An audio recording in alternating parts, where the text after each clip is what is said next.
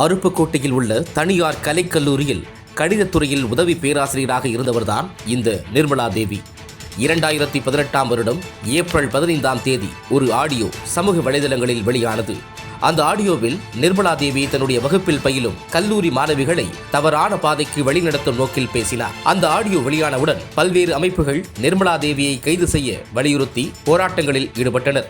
இதனையடுத்து கல்லூரி செயலர் ராமசாமி 5 மாணவிகள் கொடுத்த புகாரின் அடிப்படையில் அருப்புக்கோட்டை போலீசார் வழக்கு பதிவு செய்து 16ஆம் தேதியன்று நிர்மலா தேவியை கைது செய்து விசாரணை மேற்கொண்டனர். இந்த விசாரணையில் அரசு அதிகாரிகள் முதல் முக்கிய அரசியல்வாதிகள் வரை பலருக்கும் தொடர்பு இருப்பது தெரியவந்தது.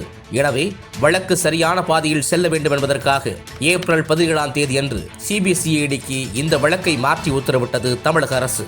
இந்த வழக்கில் அன்றைய ஆளுநர் பன்வாரிலால் புரோஹித்தின் பெயரும் அடிபட்டதால் ஏப்ரல் 19ஆம் தேதியன்று ஓய்வு பெற்ற ஐஏஎஸ் அதிகாரி சந்தானம் தலைமையிலான விசாரணை குழுவை நியமித்து பன்வாரிலால் புரோஹித் உத்தரவு பிறப்பித்தார். அப்போது நடத்தப்பட்ட விசாரணையின் அடிப்படையில் மதுரை காமராஜர் பல்கலைக்கழகத்தில் உதவி பேராசிரியராக பணியாற்றி வந்த முருகன் ஏப்ரல் 24ஆம் தேதி சிபிசிஐடி போலீசாரால் கைது செய்யப்பட்டார்.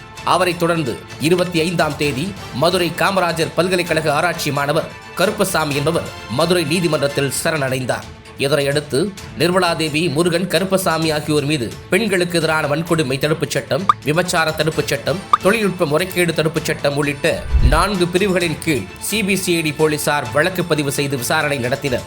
இவர்கள் 3 மட்டும் இல்லாமல் இந்த வழக்கில் இன்னும் பலர் மீது குற்றச்சாட்டுகளும் சந்தேகங்களும் எழுந்த நிலையில் கடைசியில் நிர்மலா தேவி, முருகன், கருப்பசாமி ஆகியோர் மட்டுமே குற்றவாளிகள் என உறுதி செய்யப்பட்டது.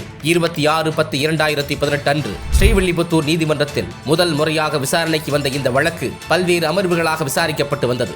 இதற்கிடையில் நீண்ட நாட்கள் சிறையில் இருந்த நிர்மலா தேவி, முருகன், கருப்பசாமி ஆகியோருக்கு 2019ஆம் ஆண்டு மார்ச் 12ஆம் தேதி ஜாமீன் வழங்கி மதுரை உயர்நீதிமன்ற கிளை உத்தரவிட்டது.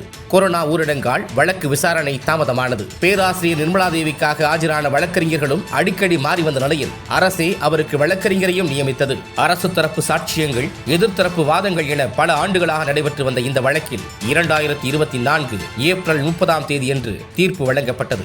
இந்த வழக்கில் குற்றவாளி என அறிவிக்கப்பட்ட நிர்மலா தேவிக்கு ஸ்ரீவில்லிபுத்தூர் மகிழா நீதிமன்றம் 10 ஆண்டுகள் சிறை தண்டனை மற்றும் ரூபாய் 2.47 லட்சம் அபராதம் விதித்து தீர்ப்பளித்தது. இந்த வழக்கில் தொடர்புடைய 2வது, 3வது குற்றவாளிகளான முருகன், கருப்பசாமி ஆகியோருக்கு எதிரான சாட்சியங்கள் பிறல் சாட்சியங்களாக மாறியதால் இருவரும் இந்த வழக்கில் இருந்து விடுதலையானார்கள். இருப்பினும் அவர்களின் விடுதலைக்கு எதிராக அரசு மேல்முறையீடு செய்ய வாய்ப்பிருப்பதாக கூறப்படுகிறது. இதனையடுத்து நிர்மலா தேவி பலத்த பாதுகாப்புடன் மதுரைக்கு கொண்டு செல்லப்பட்டு மத்திய சிறையில் அடைக்கப்பட்டுள்ளார். இந்த வழக்கின் தீர்ப்பு வாசிக்கப்பட்ட போது சமுதாயத்திற்கு எதிரான வழக்கு இது. எனவே இதுபோன்ற வழக்குகளில் நீதிமன்றம் இரக்கம் காண்பிப்பது சரியாக இருக்காது என்று தெரிவித்தது குறிப்பிடத்தக்கது.